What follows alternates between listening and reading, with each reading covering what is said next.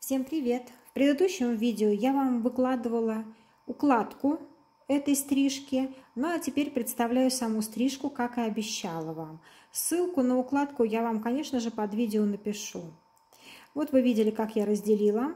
Вы смотрите, пожалуйста, внимательно. Эту стрижку очень сложно объяснить, ее надо просто прочувствовать. Стрижка — это шапочка, но шапочка, конечно же, мною модернизированная. И, конечно, выглядит она по-другому, не так, как обычная шапочка. Учитываем обязательно рост волос. Сейчас я вам объясню, что тут. Вот вы видели первое разделение. Мы делим с вами на первый блок, мы делим треугольник на затылке. И начинаем стричь. Вот посмотрите, какой рост волос. Видите, внизу на шее почти волос нет. Поэтому мне нужно создать объем. Мне нужно создать видимость достаточного количества волос. И чтобы это красиво смотрелось, потому что снизу, если мы будем оставлять волосы, они будут тоненькие, торчать в разные стороны и очень некрасиво. Поэтому все мы плавно делаем. И вот я выбрала такую вот форму стрижки. Здесь самое сложное вам понять, как мы ее стрижем. Так как у нас с вами будет здесь прямая линия, вы должны все будете вести по прямой линии. Вот посмотрите внимательно, какая щетинка у нее получается тоненькая внизу под линией среза. Вы свои пальчики, то есть вы, получается, средний палец должны поставить на линию роста волос за ушком. Это первая точка у вас контрольная. И вторая точка контрольная. Пальчик должен быть на линии роста по центру шеи. Да? То есть вот где у нас с вами соединяется, переход у нас идет с вами шеи и головы, вот этот стык. И вы должны поставить пальчик туда, на ту линию роста волос. И дальше уже все дело ваших ручек вы должны провести визуально прямую линию. Так как у нас с вами треугольник. Обязательно лево-право вы должны постричь одинаково. Я вот в предыдущей схеме вам показала, куда я ставлю пальчик. Чуть-чуть дорабатываете снизу, но это не обязательно то, что я делаю сейчас. Вы все равно будете дорабатывать это уже в конце на сухую. Самое сложное вам понять, как подстричь первую линию, чтобы высоко мы не задирали. Когда мы с вами отрезаем первую линию и кладем волосы на пальчик, у нас с вами получается сразу 15 градусов. То есть уже образуется легкая градуировка, небольшая. Следующий блок мы с вами будем простригать. Также вы делите на треугольник на затылке. Наша контрольная линия, которая уже была отрезана, и методом наложения пряди на прядь, вот видите, как я это сделала? То есть я захватила свою линию, которую я простригла, и положила на нее второй ряд. Я положила на нее следующий свой блок, то есть ту линию, которую я планирую подстричь. Вот она, видите, контрольная у меня линия среза. По ней я буду ориентироваться, и все волосы методом наложения пряди на прядь я буду простригать. Вот я вам еще раз показываю. И так как у нас там пальчик внизу, пальчик нам дает 15 градусов. То есть вторая линия у нас также будет 15 градусов. Стригите аккуратненько. Создавайте прямую линию от виска до затылка. Но вы понимаете, в чем разница самой шапочки теперь и вот этой стрижки. Эта стрижка у нас с вами будет стричься методом наложения пряди на прядь, но ступенчатым методом стрижки. А шапочка у нас с вами стрижется конкретно градуированным методом. То есть мы с вами сохраняем угол. У нас всегда там будет четкий угол. Здесь мы с вами будем менять угол стрижки. И как это я делаю, вы дальше это увидите, я попытаюсь вам объяснить. Ну, я вообще показываю разные, конечно же, стрижки, и укладки, и окрашивания. И спасибо, что вы мне пишете, что вы интересуетесь моим блогом, моим каналом. Подписывайтесь, пожалуйста, мне это очень приятно. Вы можете обо всем меня спрашивать. Если я смогу, я отвечу на ваши вопросы. Ну, а также я провожу обучение в своей студии, так что приходите, пожалуйста, ко мне. Всему я вас научу: и стричь, и красить, и укладывать, и делать химическую завивку. Так что, если вас что-то интересует, пожалуйста, не стесняйтесь, обращайтесь. Так, вот мы дальше с вами переходим к следующей линии. Вот здесь уже сложней. Вот вы обратите внимание, как я натягиваю. Вот здесь схема. Вернитесь, пожалуйста, к ней и посмотрите еще раз. У нас голова имеет форму овала. У нас с вами не прямая линия головы, да? И мы, когда с вами натягиваем прядь, если мы с вами подтянем к нашей первой линии среза, у нас наша прядь будет подчеркивать форму головы, то есть она ее будет повторять. Нам это не надо. Нам надо создать натяжение пряди прямое, как по линейке. И поэтому у вас будет как бы соприкосновение этой пряди с головой только в одной точке. Вот если вы положите расческу на прядь, которую вы натягиваете, вот точка соприкосновения будет только в одном месте. За счет этого, да, вы нижнюю прядь немного приподнимаете, но не сами, а именно приподнимаете до той степени, до той высоты, чтобы у вас верхний вот этот блок, который вы сейчас простригаете, был четко прямым. Он лежал как по линейке прямо. Вот вы просто обратите внимание, как я это делаю. Видите, уже наша нижняя линия немного приподнялась. Вот в этом самая сложность. Вы вот просто чуть-чуть еще раз попробуйте, сначала натяните, посмотрите, о чем я говорю. Потому что, возможно, то, что я сейчас вам показываю, это не передает. То есть все это надо прочувствовать. Натяжение этого блока должно быть прямое, как по линейке. Мы с вами не повторяем контур головы, а мы натягиваем эту верхнюю нашу прядь, верхний блок прямо. Вы не торопитесь, пожалуйста, все внимательно и медленно делайте. Это четкая геометрия. Вот я вам сейчас показываю, что вот здесь в данном случае рост волос идет направо. Но это мы с вами будем учитывать при стрижке, поэтому я создаю объемный затылок, как вы потом в конце увидите.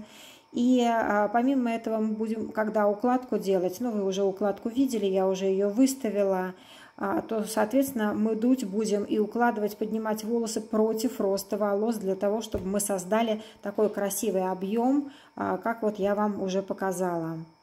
У нас с вами, опять же, та же методика, да, тот же метод наложения пряди на прядь, но так как у нас с вами ступенчатый срез идет, то, соответственно, вот посмотрите, натягиваем наш новый блок. Вот я вам показываю, видите, натяжение какое? Как будто по линейке, четко натянули. Точка соприкосновения с головой только в одном месте. И вы, видя нашу с вами контрольную линию, контрольный срез, а это, соответственно, предыдущий контрольный срез, мы с вами приподнимаем, да, до ровного натяжения верхнего блока и срезаем. Контрольную линию вы видите под новой прядью. Делаете пряди не широкие, для того, чтобы у вас было хорошо видно сквозь нее линию среза, эту прядь. Теперь мы с вами переходим уже к теменной зоне и будем стричь теменную зону и верхнюю затылочную зону. Определяйте длину, которая вам требуется. Кто-то носит очень короткие макушки, кто-то носит длинные. Вы все смотрите, как вообще как идет, как ложится волос, определяйте длину. У нас волос здесь ложится в сторону, и поэтому у меня, как видите, средняя длина. Я буду стричь потом на укорачивание к лицу. Вот я вам показала схему стрижки. Мы с вами все подтягиваем к контрольной пряди, но стрижем здесь уже мы используем равномерный срез. То есть мы с вами натягиваем и стрижем 90-90. То есть мы с вами используем уже равномерная форма. Здесь у нас идет.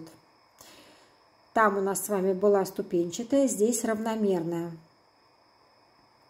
Вот обратите внимание, все делаете тоненькими прядочками, чтобы все вы видели. Стрижка достаточно сложная, это стрижка точная. Поэтому постарайтесь не брать большими захватами. Еще раз повторю, чем тоньше вы берете пряди, тем у вас лучше ложатся волосы. Не ленитесь, пожалуйста, прорабатывайте все зоны. Как видите, я здесь также использую проверку сразу. И простригаю, и затем проверяю себя, чтобы я нигде не оставила уголочков. Все у меня было красиво. Вот обратите внимание, как у нас уже получается. Это, соответственно, в сыром виде. Это еще нет укладки.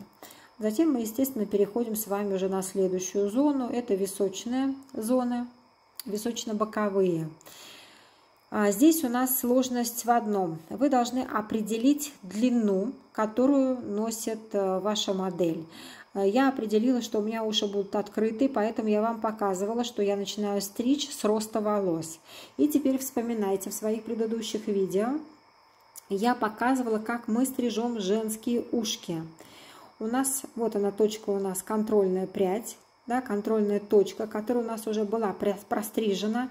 И мы создаем плавный элегантный височек, вводя его подводя к нашей контрольной линии и создавая вот этот вот обход, красивую плавную линию у ушка.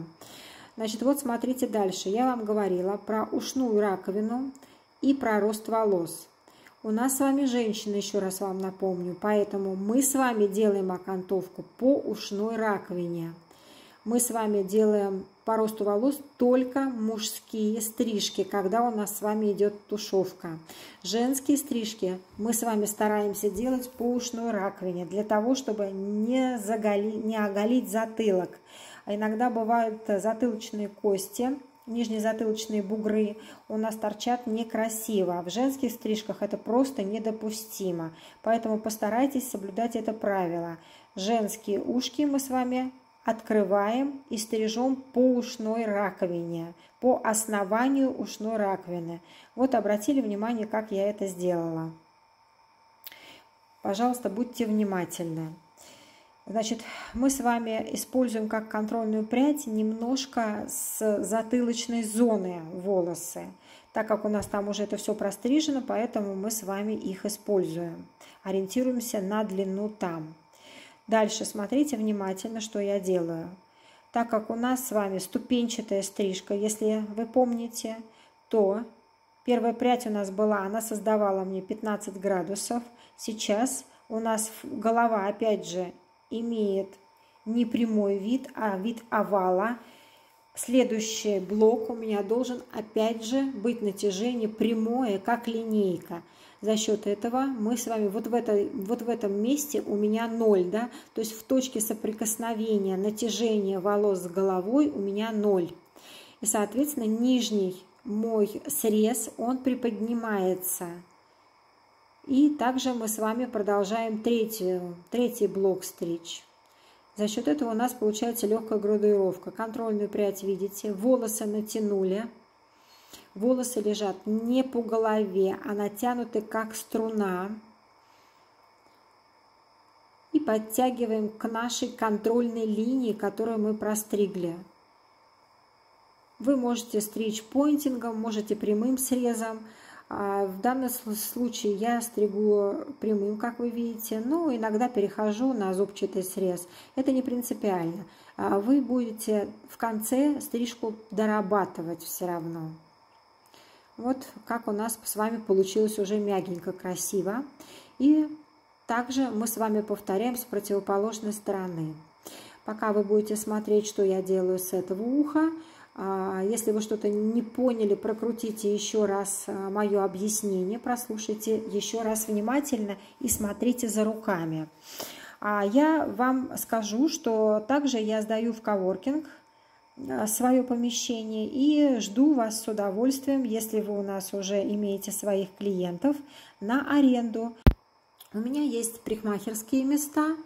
И также у меня есть маникюр-педикюр. Педикюрное кресло раскладывается и очень хорошо можно наращивать реснички, и также работают бровисты. Так что приходите, если вам это интересно, я вас жду и буду очень рада, если вы придете в мою команду. Ну, вернемся с вами к стрижке. Видите, я уже здесь обрабатываю ушко. По краевой линии все подчищаете, затылок, а ушко не забудьте, мы с вами подчищаем по ушной раковине, по основанию ушной раковины. Пожалуйста, не забывайте, будьте внимательны. Эта линия очень важна. Если, конечно, вы выбриваете, девушки, виски, то уже не придерживайтесь того, чего я рассказываю. Если вы хотите создать объемную стрижку, красивую, то, пожалуйста, пользуйтесь моими советами. Вам просто будет это гораздо легче. Конечно же, я не сразу родилась такой, как вы понимаете, я тоже всему училась. И поэтому то, что я вам рассказываю, это мои наработки, которые я приобрела за много-много лет. И если вы будете их использовать, вам просто легче и проще будет работать. Так что я очень рада, если вы на меня подписываетесь и смотрите на меня. Даже не на меня, скорее всего, на мои руки. Конечно, снимать съемки делать очень сложно, потому что я сама себе и оператор, и режиссер, и озвучиваю все. Поэтому, конечно же, можете быть, некоторые могут быть недовольны то, что я рассказываю, и как я это делаю. Но извините, я всему учусь. Вот следующее видео я вас услышала, хотя я не знаю, мне кажется, это настолько не видно будет. Ну, попробую. Следующее видео я вам сняла очень длинные волосы. Очень длинные волосы. Я вам его смонтирую. И я сняла в горизонте. Но здесь вот получается, что когда мы с вами вертикали снимаем, в общем, можно близко камеру подвести. А тут горизонт и волосы длинные, и получается очень далеко. Но я надеюсь, что вы поймете. Если чего-то не поймете, то я, конечно же, жду ваших писем, и вы не стесняйтесь и спрашивайте. Давайте с вами перейдем к теменной зоне. Видите, теменную зону мы также стрижем небольшими проборами, для того, чтобы стрижка у нас с вами получилась точная. Обратите внимание, как я держу руки. У нас с вами идет наклон к лицу. Обязательно наклон к лицу. Я вам схемку нарисовала и показала. И все волосы подтягиваем к центральной контрольной пряди. То есть, когда мы с вами делаем наклон к лицу, у нас с вами укорачивается челка. То есть челка у нас с вами стала короче, чем вот эта затылочная теменная зона. Там, где у нас с вами макушка, мы с вами создали определенную длину. Но у лица эта длина короче. Это мы с вами обыгрываем это сразу линией той, которую мы сейчас создаем. Я знаю, что моя модель длинные челки не носит. Она носит все-таки среднюю челку. Просит подстричь покороче, потому что, ну, вы видите, что девушка у меня не очень молода, и она не может часто ко мне ходить на стрижку.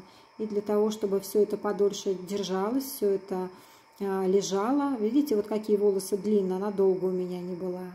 Но зато я вам сняла ролик, потому что когда по чуть-чуть стрижешь, это не так и видно. А сейчас вы уже увидите, насколько изменилась она.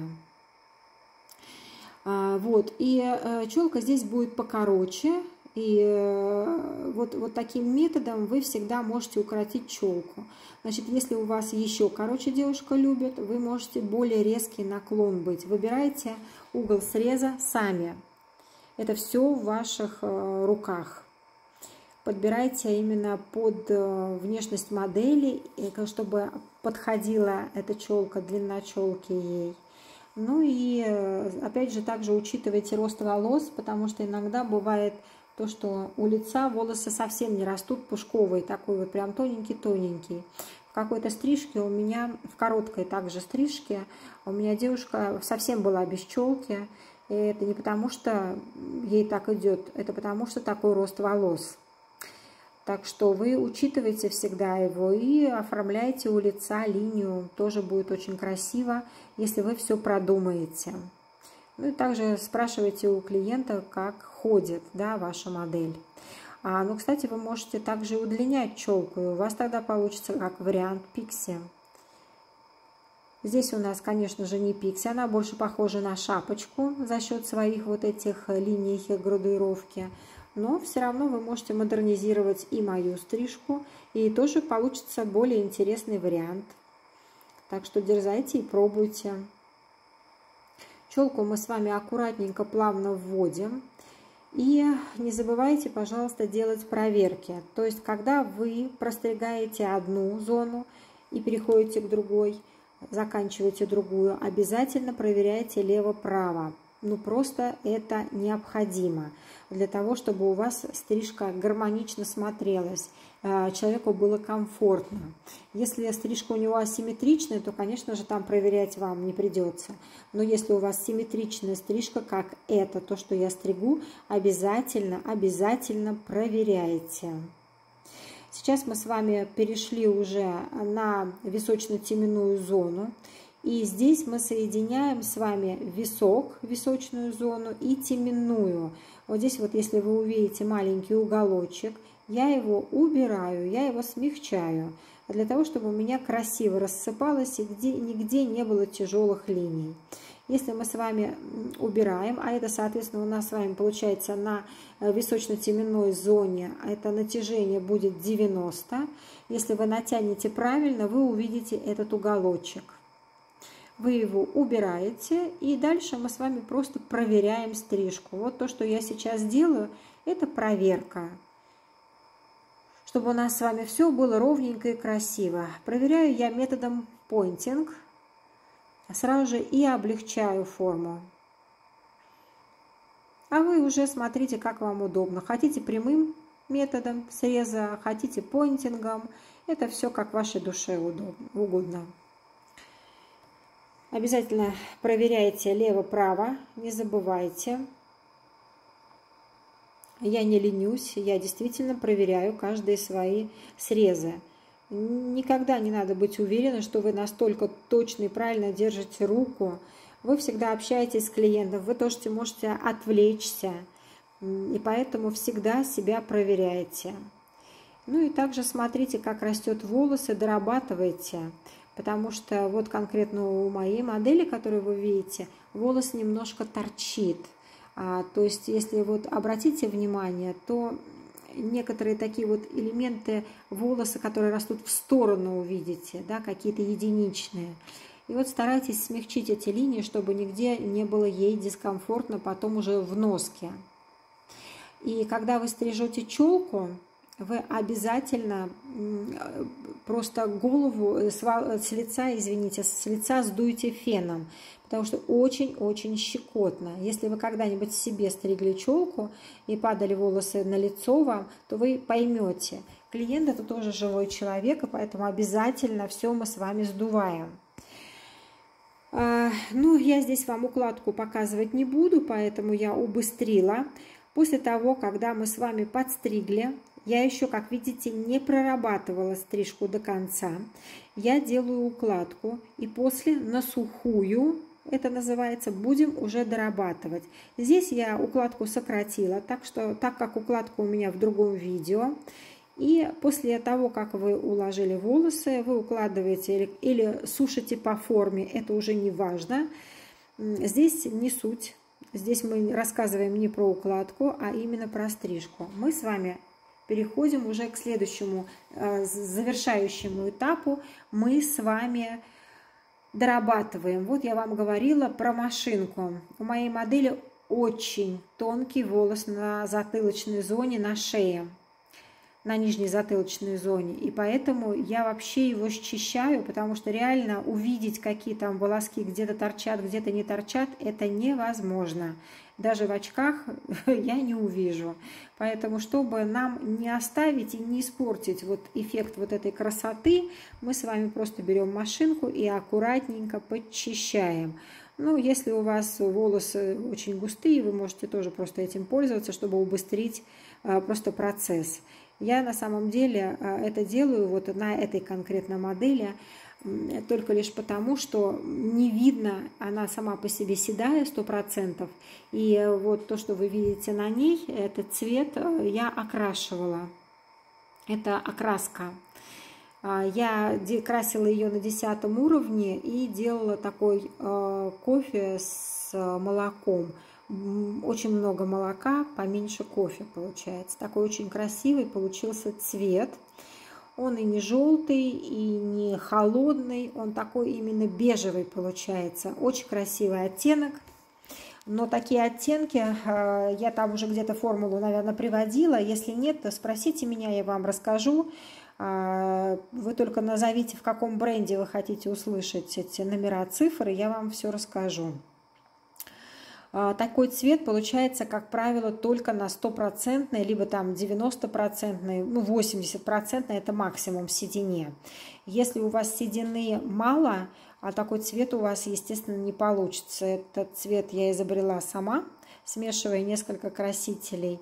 Он реально получается очень красивым именно на хорошей седине. То есть от 80 до 100%, еще раз я вам напомню. Поэтому если у вас есть такие модели, вы можете этот цвет использовать. Я вам подскажу, что я там делаю. Почему? Потому что этот цвет, он достаточно мягко гармонирует с сединой, которая отрастает. То есть мы с вами понимаем, что чем темнее цвет, тем седина, она сильнее видна, то есть более контрастна. И я поэтому как бы просто предпочитаю девчонок, которые имеют все-таки много седых волос, красить в более светлые оттенки для того, чтобы не было им некомфортно. Кого-то в девятку, кого-то в десятку, ну как договоримся и кому что идет. Этот цвет и на девятке можно получить. Вот, теперь мы с вами уже прорабатываем. Как вы видите, мы используем метод и пойнтинг на расческу, и также пойнтинг на руки. Так что вы просто облегчаете, смотрите, где вам надо облегчить зоны. Видите, у нас немного торчат со стороны ушей, волос растет наверх. Поэтому вы все линии сглаживаете для того, чтобы было очень красиво, мягко. Такой, видите, треугольник получился у меня на затылке.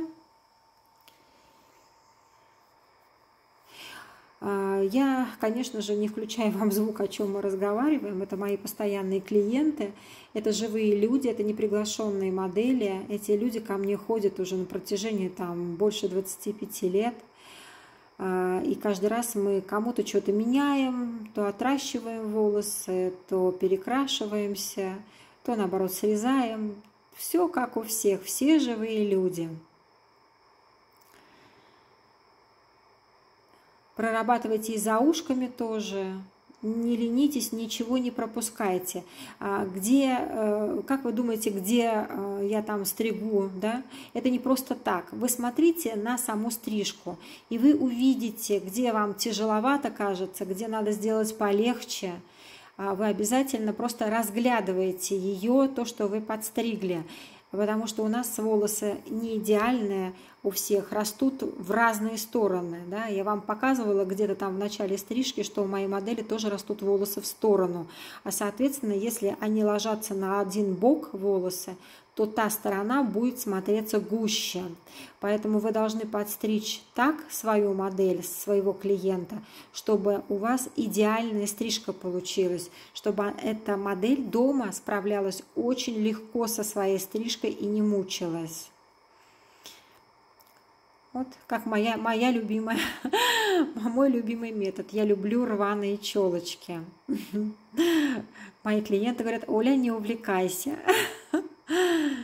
Да, значит, обязательно, как я вам и говорила, сдуваете все с лица. И с волос тоже, кстати, потому что мы укладку с вами, если сделали, мы не моем второй раз. Поэтому обязательно все хорошо сдуйте, чтобы клиент не чесался. Вот я, видите, так как я раздула все ей волосы, я их теперь обратно красиво укладываю. О, какой затылок у нас получился! Красота! Все красиво раскладываете. Ну, это если укладка, естественно, мы с вами фиксируем. Если укладки нет, ну и, значит, соответственно, просто красиво раскладываете, сушите по направлению роста волос, и клиент будет видеть, как ему носить дальше. Все, на этом я заканчиваю. Вы досматриваете видео. Я вас всех очень люблю. Еще раз напомню, что мне очень приятны ваши лайки. Подписывайтесь, пожалуйста, на меня. Жду вас всех, конечно же, на обучение. Никому не отказываю. Всем стараюсь ответить. Если я долго не отвечаю, то напишите еще раз, потому что я могла пропустить. Все с шейки стряхиваете, клиентку отпускаете Всем пока-пока!